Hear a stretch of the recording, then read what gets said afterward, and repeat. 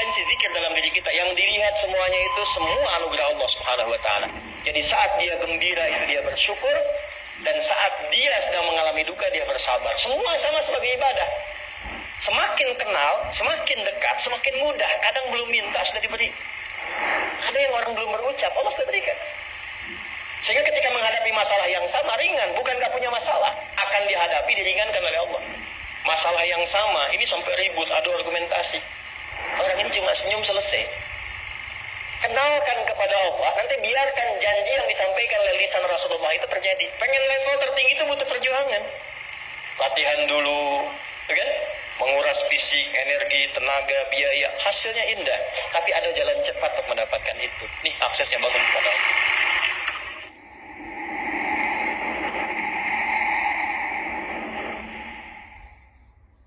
Nih Pak, indahnya begini Pak.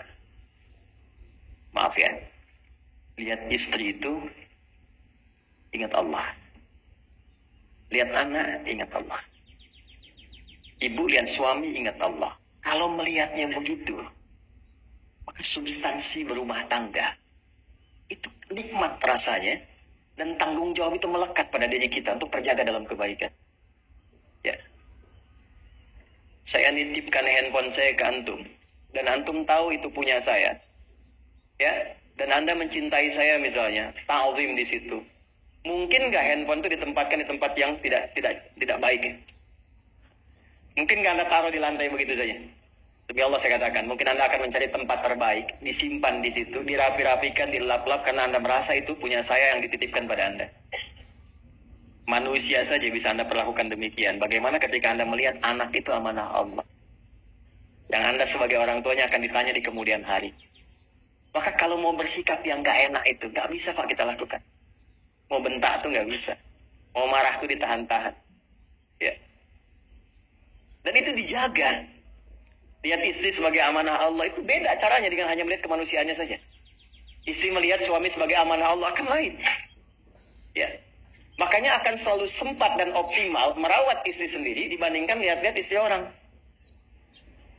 Begitu sebaiknya. Ibu pun tidak harus berharap, kenapa ya suami saya nggak seperti Ustadz? Harapan yang sia-sia. Sudah ada turunan hikmahnya. Nah itu ada latihannya. Latihannya apa? Alladzina yadhkurunallah, zikir. Jadi kalau zikir itu sudah kuat dalam diri kita, ya sudah menghadirkan esensi zikir dalam diri kita, yang dilihat semuanya itu semua anugerah Allah Subhanahu wa taala. Jadi saat dia gembira itu dia bersyukur, dan saat dia sedang mengalami duka dia bersabar. Semua sama sebagai ibadah. Ajaban li amril mu'min. Kalau sudah seperti itu, kata Nabi, perkara hidupnya mengagumkan, gak ada keluhan. Itu latihannya zikir.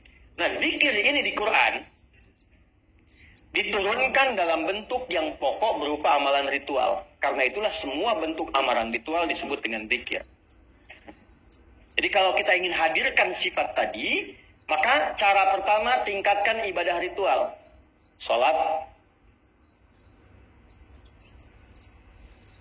Apalagi? Al-Quran. Saya ambil 2 dulu lah, supaya nggak banyak-banyak dulu. Yang pokok salat yang kita lakukan tiap hari. Tinggal kuantitas dan kualitas kita tingkatkan. Maaf, lihat sini baik-baik. Salat itu di Al-Quran disebut dengan zikir. Dalilnya Quran surah ke-20 ayat ke-14. Dan langsung disarikan dengan fungsi ibadah sebagai fungsi hidup kita. Sudah? Perhatikan baik-baik. Innani anallah, la ilaha illa ana, fa'budni wa aqimis salata li dzikri. Itu dalilnya. Sayalah Allah, kata Allah. La ilaha illa ana, tidak ada Tuhan yang layak dipertuhankan dan layak disembah kecuali saya, Allah. Allah. Bagaimana kenal Allah sebagai Tuhan? Ya, yang layak disembah, yang harus dipertuhankan, kenalnya bagaimana? Mendekatnya bagaimana? Fa'budni, sembah saya supaya kamu kenal saya, dekat dengan saya, tahu saya. Bagaimana caranya? Wa aqimis shalah, tunaikan salat. Jadi kalau pengen dekat dengan Allah, terkoneksi kepada Allah, tersambung, punya sifat tawakal yang kuat, nih tingkatkan salatnya, tambah. Makanya tiap hari kita sholat 5 waktu itu untuk membangun konektivitas dengan Allah. Sebab kalau sudah dekat, aksesnya pun terbuka semua. Itu maksudnya. Anda dekat dengan pimpinan, akses di perusahaannya kan mudah untuk diakses. Ya kan? Kita punya kenalan yang kuat, yang punya sesuatu, aksesnya mudah dibuka. Kita kenal Allah dan dekat dengan Allah, apa yang sulit bagi Allah. Dan ini kita yakin. Nah sekarang Allah kasih jalan. Coba lihat orang-orang dulu. Ya. Mereka ketika akan melatih dirinya untuk tersambung kepada Allah, sholat semua, termasuk para nabi, rasul. Tapi dahsyatnya, ketika ada apapun dalam kehidupannya yang sulit Allah mudahkan, minta langsung dikabulkan. Dan sangat luar biasanya seringkali terjadi mintanya lewat sholat. Nabi Zakaria itu kan dihukumi istrinya oleh medis itu menopause dan mandul. Maaf, nggak mungkin punya keturunan. Kapan mintanya? Dalam sholat. Mohon sama Allah. Dan itu dikabulkan. Dan diabadikan di Quran dengan surah yang sama, Ali Imran ayat 38-39. Hudzalika da'a Zakaria rabbah qala rabbi hab li min ladunka dzurriyyatan thayyibah innaka sami'ud du'a. Ya Allah, mereka mengatakan aku nggak mungkin punya keturunan.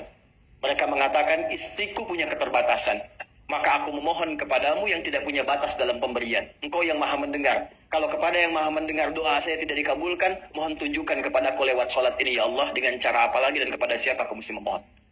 Itu nggak nunggu lama, permohonan selesai turun jawaban ayat 39-nya. Fanadatul malaikatu wa huwa qa'imun yusalli fil mihrab. Turun malaikat mengabarkan engkau dapat kabar gembira akan punya anak, langsung namanya dikasih Allah Yahya. Annallaha yubasyiruka bi Yahya. Artinya hidup yang mustahil menurut manusia, lahir dari rahim seorang perempuan, yang divonis monopause dan mandul bayi yang hidup, kata Allah nggak ada yang mustahil, lahir dan terjadi itu. Yahya, John, lahirlah. Kapan terjadinya? Saat sholat. Karena itu saat dipanggil sholat, itu isinya tuh kan doa semua. Silakan ngecek, isinya doa semua. Dari mulai takbir, sujud sampai salam, isinya doa semua. Dan itu konektivitas kita dengan Allah, minta. Kapan itu bisa terkabul dengan cepat doanya? Kapan selesai urusan kita? Kalau koneksinya bagus. Makanya disebutnya zikir, yang terhubung, yang nyambung. Semakin kenal, semakin dekat, semakin mudah. Kadang belum minta, sudah diberi. Ada yang orang belum berucap, Allah sudah berikan. Sehingga ketika menghadapi masalah yang sama, ringan, bukan nggak punya masalah, akan dihadapi, diringankan oleh Allah. Masalah yang sama, ini sampai ribut, adu argumentasi. Orang ini cuma senyum selesai. Betapa banyak masalah kecil, diargumentasikan jadi besar. Akhirnya problem. Tapi tidak sedikit masalah besar dihempaskan di atas sajadah.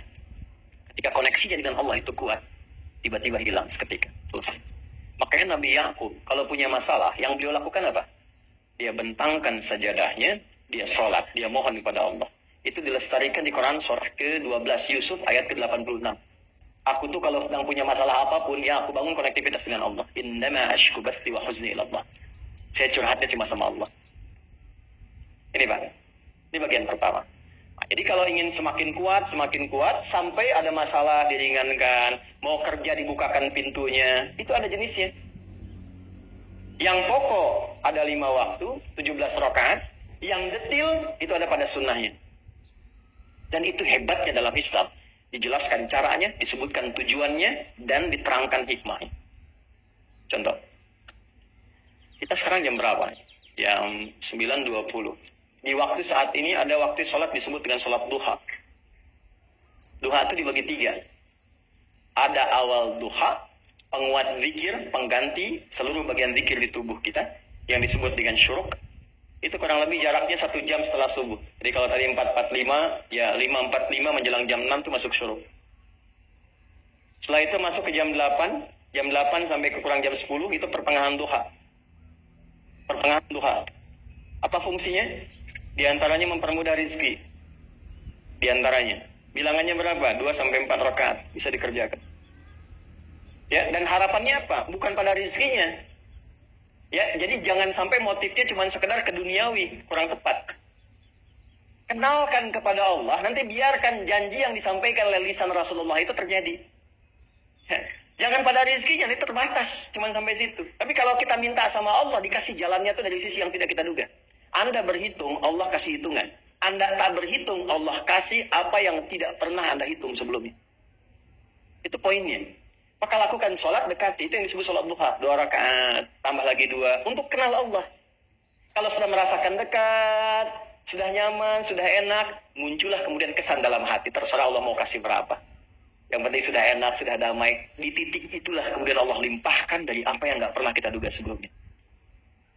Tiba-tiba keluar, ada telepon, dapat proyek, dapat macam-macam. Tapi tujuan sholatnya bukan untuk proyeknya. Buat kenal Allah, ulul albab ini. Kalau cuma pengen lancar, baru serabutnya. Kalau cuma pengen lulus proyek, itu baru daging luarnya. Ulul albab itu kenal Allahnya, sehingga dia tahu akses intinya tuh itu. Itu poinnya. Dan gak mahal. Emang kalau sholat duha di Anwar bayar, Pak? Pakai biaya. Baiknya luar biasa. Sudah? Satu. Kalau mau lagi misalnya, ini yang paling dahsyat nih. Dibimbing kita sampai ke posisi terbaik di apapun itu. Jadi ayah terbaik, ibu terbaik. Ya, jadi karyawan strategis, di militer terbaik. Terbaik itu gini, di tempat terbaik yang memuliakan itu makom namanya. Makanya kuburan sering disebut makam kan? Ya kan? Maksudnya apa? Maksudnya Anda selama hidup berkaryalah yang baik, ibadah yang benar, sehingga Anda wafat pun terhormat. Ya, kata makom itu pertama kali di Al-Baqarah ayat 125, makom Ibrahim. Ya. Ketika Allah sampaikan dalam Al-Quran, didapatkan di situ makom Ibrahim, wa idh ja'alna al-baita mathabatan lin-nasi wa amna wattakhidhu min maqami Ibrahim. Makanya kalau kita tawaf, itu dari mulai Hajar Aswad kan sampingnya dekat sekitar 5 meter ada makom Ibrahim kan? Itu tapak kaki pertama beliau meninggikan pondasi Ka'bah, dan di situ diabadikan kemuliaannya sampai beliau wafat. Dikenal sampai sekarang. Ya, setelah sekian abad. Jadi kalau kita ingin terhormat dan masih dikenang sampai kapanpun, itu makom namanya. Tapi ada cara yang lebih hebat. Anda di posisi itu, lawan pun mengakui memang Anda yang pantas ada di situ. Itu namanya makom mahmudah.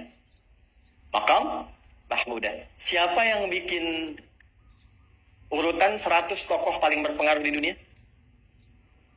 Siapa? Saya tanya, yang nulis siapa namanya? 100.000? 200.000? Ya udah langsung di Google tuh. Lambat mas, waktu habis. Michael Chart yang nulis, maaf ya. Urutan pertamanya siapa? Muhammad SAW. Yang nulis itu muslim atau bukan?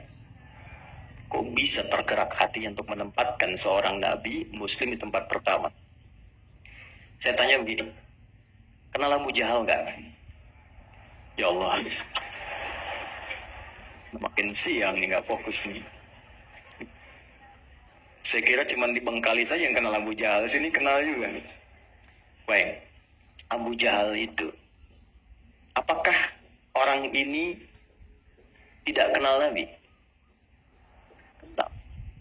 Orang ini tahu, kalau saya sebut orang ini berarti kurang bagus ya. Kalau saya sebut beliau berarti baik ya. Abu Bakar saya sebut beliau, Abu Jahal orang ini.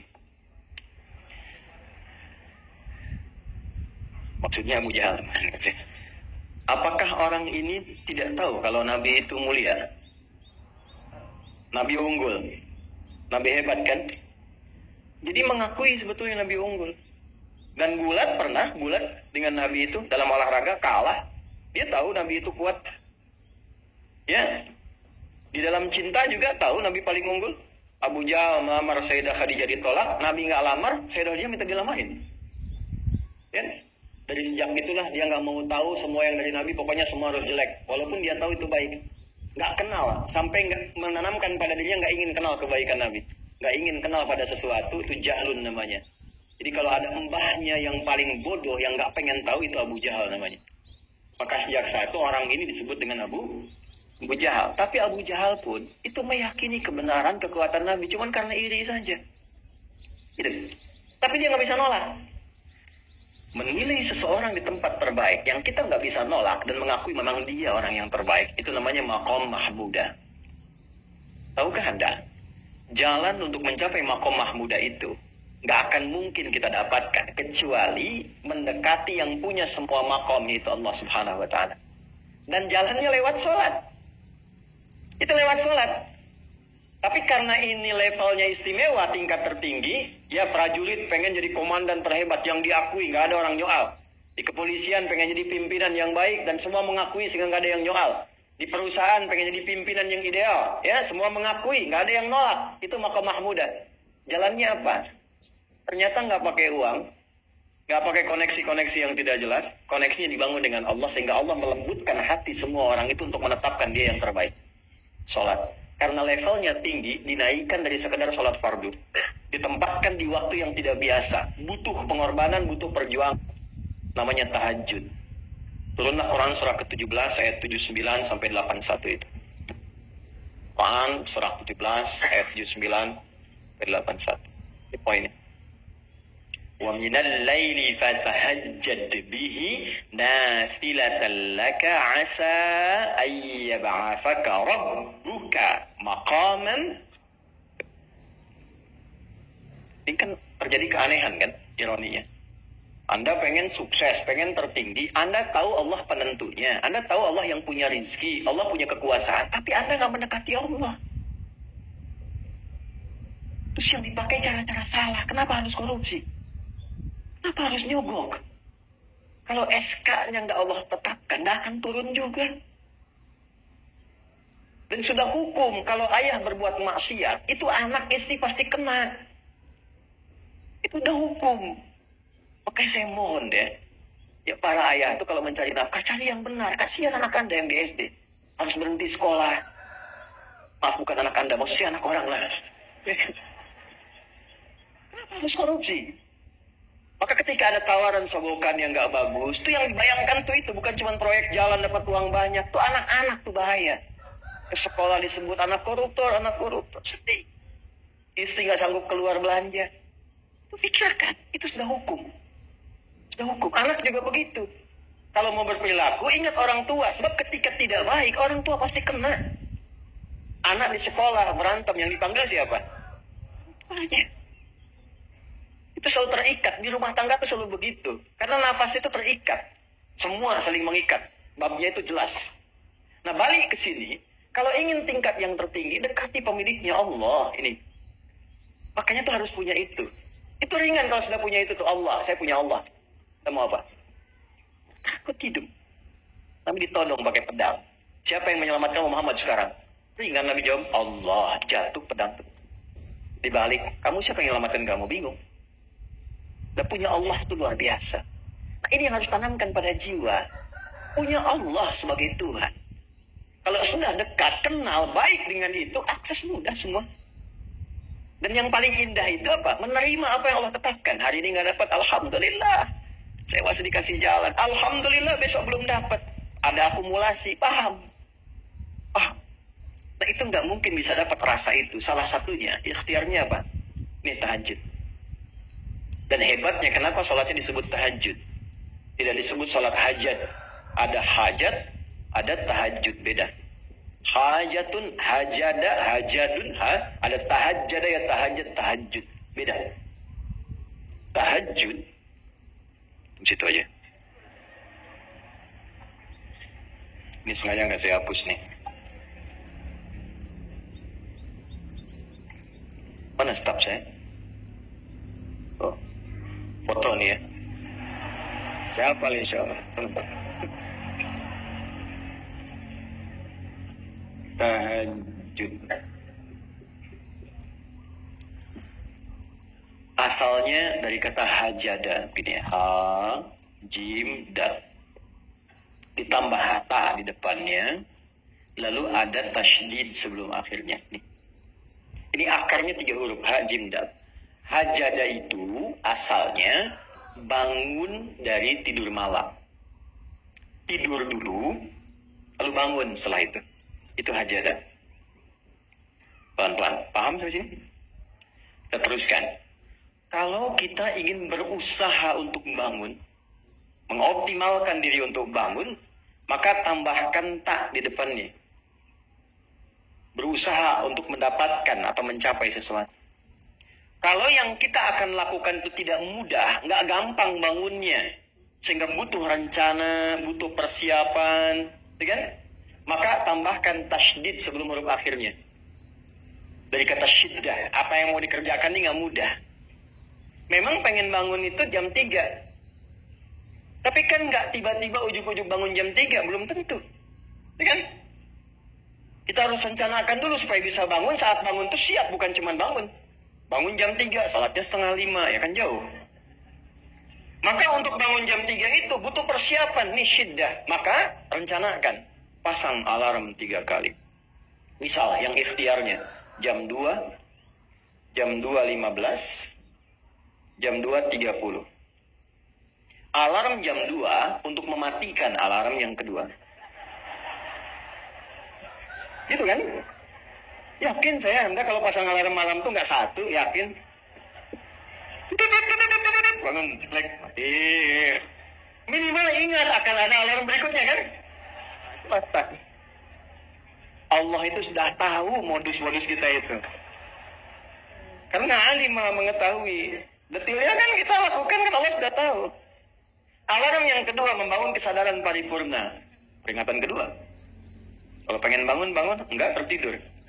Maka ketika sampai pada alarm ketiga, sudah sadar kita. Bapak Bu, alhamdulillah. Lebih baik telat daripada enggak sama sekali. Bangun. Ini. Kalau kita tarik ke implementasi hidup, pengen level tertinggi itu butuh perjuangan. Latihan dulu, kan? Menguras fisik, energi, tenaga, biaya, hasilnya indah. Tapi ada jalan cepat untuk mendapatkan itu. Nih akses yang bangun kepada Allah. Gitu. Kalau kita tingkatkan ini, itu luar biasa. Jadi itu. Jadi. Nah, kalau ini terus ditingkatkan, nanti membangun value yang terasa. Ada nilai-nilai yang terasakan, kita merasa lebih dekat dengan Allah. Yang biasanya tadi dipanggil azan baru ingat sekarang, baru selesai subuh udah ingat isya. Nanti isya bagaimana, itu kan urukan. Tapi tetap zuhur juga, zuhur, asar, maghrib, isya. Waktunya kenal jam berapa. Bahkan dipetakan, saya nanti akan ke sini, masjid yang terdekat di situ. Jadi lihat peta itu, ya lihat peta jalan, saya nggak sebut nama supaya nggak endorse. Itu lihat peta jalan. Itu dia petakan, saya akan sampai di situ jam berapa, durasinya berapa, masjidnya di mana. Kalau tertinggal di situ, di sini saya sholat Jumatnya. Sampai ke situ. Nah, value yang membuat kita semakin meningkat dekat dengan Allah, itu takwa namanya. Takwa. Disebutkan sebanyak 240 kali dalam Al-Quran. Nah, intinya itu ini nih. Jiwa takwanya. Kalau ini sudah ada, Allahu Akbar. Silahkan Anda keluarkan semua kata-kata takwa di Quran. Tidak ada kecuali yang indah semuanya. Quran surah 65. 65 itu babnya bab tolak. Surahnya At-Tolak. Tolak itu persoalan terbesar di rumah tangga. Nggak akan bisa terjadi yang demikian itu kalau ada takwa di dalamnya. Nyambung. Kalaupun mesti terjadi, itu spirit takwa mengarahkan pada yang terbaik. Makanya di ayat kedua di ujungnya, sampai ke ayat 3, apa yang terjadi? Di rumah tangga itu kan cuma 2 babnya. Satu masalah dari komunikasi, yang kedua materi. Perhatikan, wa may yattaqillaha yaj'al lahu makhraja wa yarzuqhu min haitsu la. Siapapun yang mampu meningkatkan takwanya kepada Allah, pakai mandu setiap personnya. Suami, istri, ayah, ibu, anak, satu keluarga mencoba meningkatkan takwa. Dia tahajud, bangun semua ingatkan. Bangun semua tahajud, salat duha, ayo ingatkan dimanapun. Apa yang terjadi ketika dilakukan? Apa jawab Allah? Yaj'al lahu makhraja. Nggak pakai alif lam, makhraja. Masalah apapun yang engkau alami. Suami berangkat ada masalah. Ada masalah umum yang semua orang mengalami itu. Tapi yang ini enggak. Kena macet, ada macet, dia mau berangkat. Tiba-tiba diarahkan, jangan lewat situ Pak, macet, Bapak kesini aja. Ya. Pak ikut kami saja Pak. Tiba-tiba patwal datang, ayo ikut. Ya, bisa terjadi. Bahkan rezekinya pun itu datang dari sisi yang nggak diduga.